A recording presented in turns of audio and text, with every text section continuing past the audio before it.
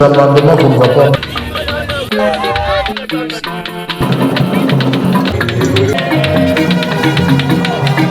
Le bureau de l'Assemblée nationale a décidé de mettre en place une commission qui va statuer sur un. Comment réagissez-vous par rapport à la commission que l'Assemblée nationale veut mettre en place? Bon, notre combat pour les droits de l'homme, les droits des Ituriens continue. Je suis très content aujourd'hui que l'Assemblée plénière puisse accepter de voter pour une commission d'enquête conformément à l'article 212 de notre règlement intérieur, parce que c'est à l'article 211 où il était question à ce que nous puissions initier une demande pour l'enquête et que ça soit validé dans les 7 jours présentés au niveau de la plénière. Et c'est ça ce qui a été fait aujourd'hui. J'ai initié la demande le 7 octobre et aujourd'hui ça fait 8 jours.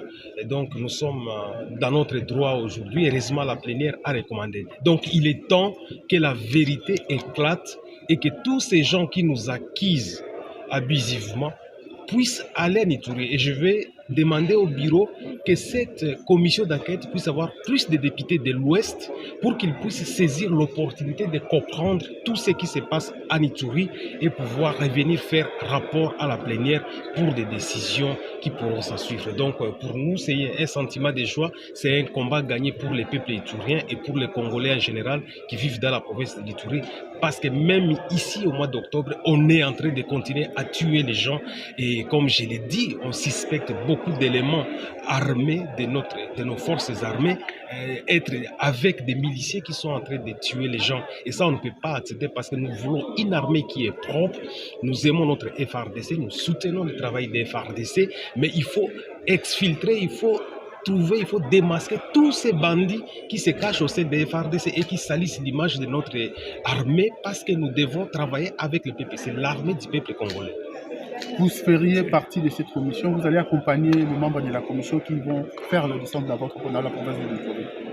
Personnellement, comme je suis pris en partie par certaines personnes qui pensent que je suis en train d'alimenter les conflits, je vais préférer rester à Kinshasa et qu'il y ait une délégation neutre qui puisse se rendre en Ituri. Mais si les bureaux pensent que ma présence elle est importante en Ituri, bon, je vais accepter parce que moi je n'ai pas peur de l'Ituri parce que c'est une province où je suis aimé à plus de 90%. Donc je n'ai pas peur. D'ailleurs, j'ai demandé au président Mbosso, qui est le deuxième vice-président de l'Assemblée nationale, que lui-même soit à tête de la délégation pour aller en Ituri. Et donc nous allons continuer à insister. Le premier vice-président faisant fonction de président de l'Assemblée nationale, j'ai eu des échanges avec lui. Il a accepté en tout cas d'appuyer cette mission pour que la lumière, la vérité éclate autour de toutes ces accusations qui sont en train de nous mettre dans des situations très compliquées.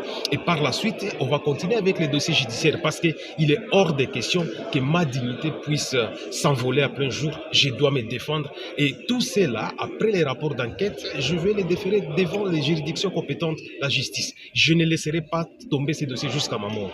Merci beaucoup. Les élus nationaux ont été conviés à la plénière de ce vendredi 17 octobre sous la conduite du deuxième vice-président, l'honorable Christophe Mbosso. 3 points ont été inscrits à l'ordre du jour, à savoir l'examen et l'adoption du projet de loi portant autorisation et prorogation de l'état de siège sur une partie du territoire national, porté par le ministre de la Justice et garde des Sceaux, Guillaume Nguefa. Sur 337 députés ayant pris part à la plénière, 334 ont voté pour la prorogation de l'état de siège, 2 ont voté contre, un député national s'est abstenu. Ce vote intervient en seconde lecture après son adoption au Sénat le 16 octobre dernier. Qui sont pour? Merci collègues. Qui sont contre? Qui s'abstiennent? Au vu du résultat des votes et adopté. Deuxièmement, l'examen et l'adoption du projet de loi autorisant la ratification du protocole pour éliminer le commerce illicite des produits du tabac. Sur proposition de l'honorable Geneviève Inagosi Kasongo, la plénière a décidé de reporter l'examen de ce projet de loi, suite à l'absence des membres du gouvernement censés le défendre. Ce projet sera analysé ultérieurement en présence des membres du gouvernement. a recommandé l'Assemblée plénière. Il s'agit d'un projet de loi qui vient du gouvernement. Le gouvernement est organisé. À chaque fois qu'il y a un ministre qui est indisponible ou qui est absent, il y a un ministre qui fait, un autre collègue du gouvernement qui fait son intérim. Il n'est pas acceptable qu'ici, par le fait que le ministre concerné ne soit pas disponible ou présent à Kinshasa, que nous puissions débattre d'un projet de loi qui n'est pas présenté, qui n'est pas expliqué, comme s'il s'agissait d'une proposition de l'Assemblée nationale, Président. Nous comprenons l'urgence qu'il y a et nous allons l'examiner en toute urgence et en toute responsabilité.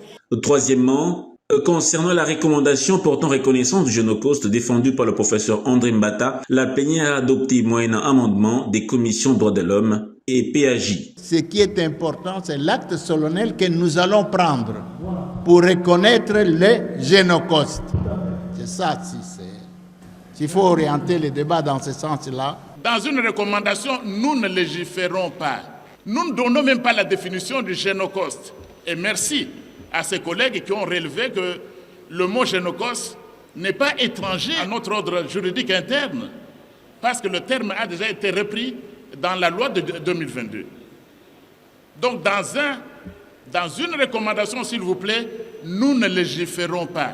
Nous voulons seulement dire au monde entier que le génocide est proclamé, nous reconnaissons solennellement. Le reste, est-ce que la communauté internationale va nous suivre ou pas? C'est à nous de nous battre pour que la communauté internationale puisse reconnaître ce que nous disons. Et du reste, les élus nationaux ont soulevé plusieurs questions d'information portant sur le taux de change, la propagation de l'épidémie de choléra dans 6 provinces, le renforcement de l'autorité de l'État sur l'ensemble du territoire national et l'intervention humanitaire. Je voudrais demander que les bureaux de l'Assemblée nationale écrivent au ministre de l'économie et au gouverneur de la Banque centrale pour que les taux de change soient respectés. Vous savez que même les banques commerciales, aujourd'hui, ils achètent les dollars à 2000, ils nous les vendent à 2300. On ne peut pas accepter que la Banque centrale autorise les banques commerciales à prélever des taux très élevés de taux d'intérêt. Aujourd'hui, on est à 2100, mais le taux officiel toujours est entre 2200 et 2300. Nous voudrons que vraiment on fasse une petite recommandation pour qu'on protège les consommateurs et que les taux soient uniformes presque partout.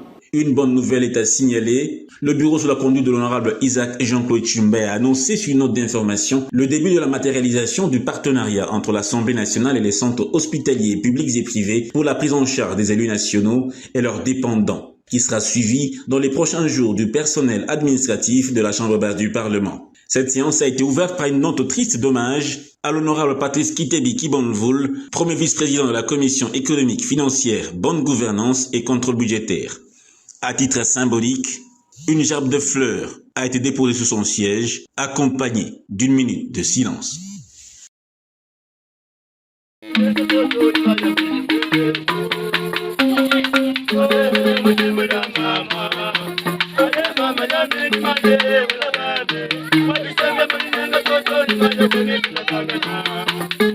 Mama,